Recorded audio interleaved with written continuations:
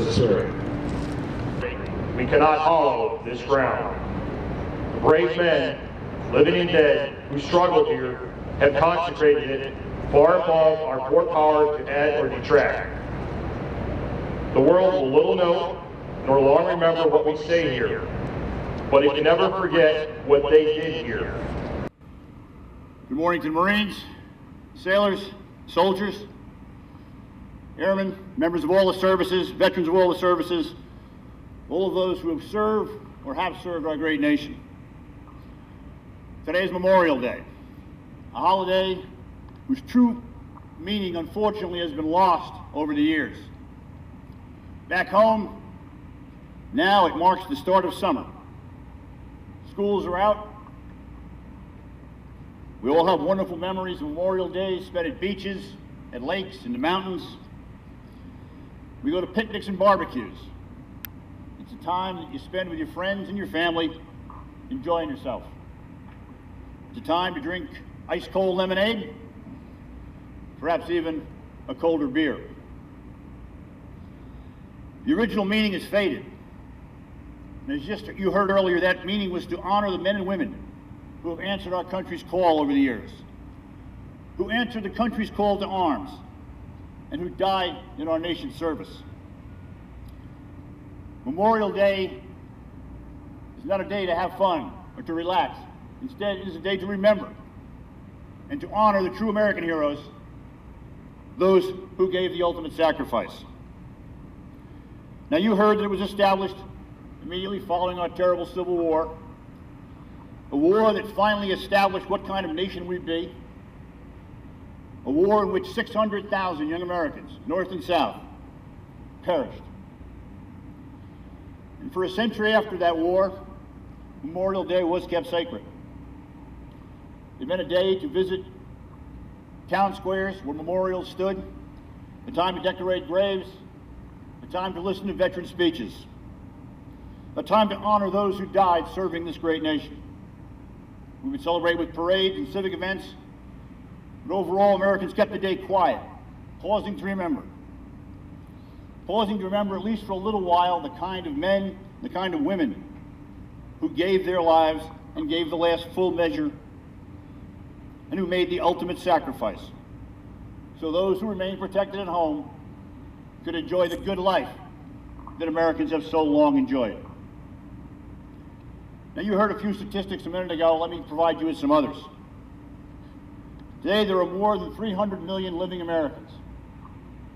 There are only about 25 million living veterans, and most of them are veterans of the Second World War and the massive military force that we had. Indeed, since General Washington stood up the Continental Army in 1775, only 42 million Americans have served the colors.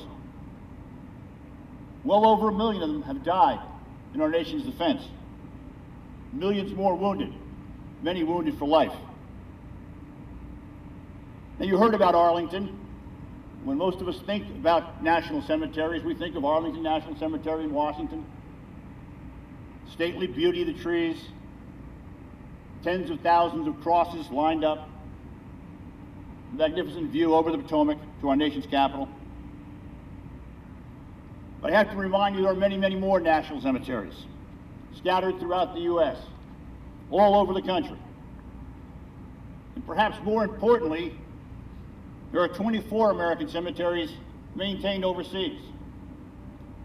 Those 24 cemeteries hold the graves of 125,000 Americans who fell defending freedom. 61,000 buried in France alone. The result of 2 wars. Wars that saved our country from horrors that are unimaginable to Americans today.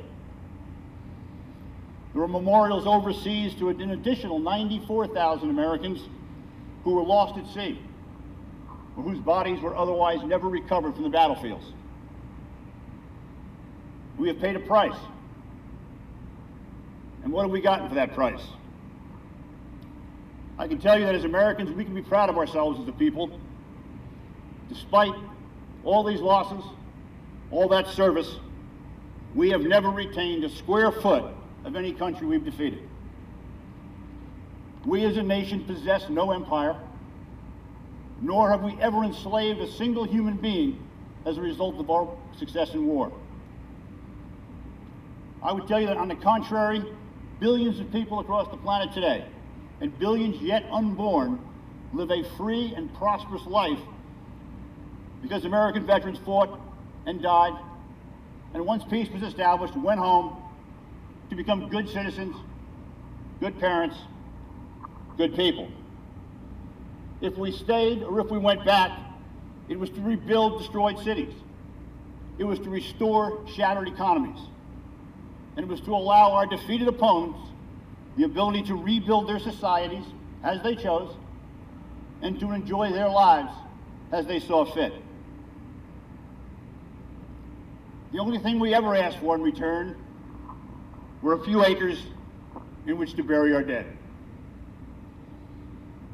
And today, as we pause to remember our gallant dead, I can think of no place more fitting to do so than here, in Afghanistan, where, like it or not, America is engaged in a war against an enemy that is savage, an enemy that offers no quarter, an enemy whose goal is to take away the freedom that others have, an enemy who hates us and what we stand for, an enemy who would impose a lifestyle and a way of life on others, who would impose it on the weak and the helpless, an enemy who would challenge our very way of life and the freedoms that our country enjoys.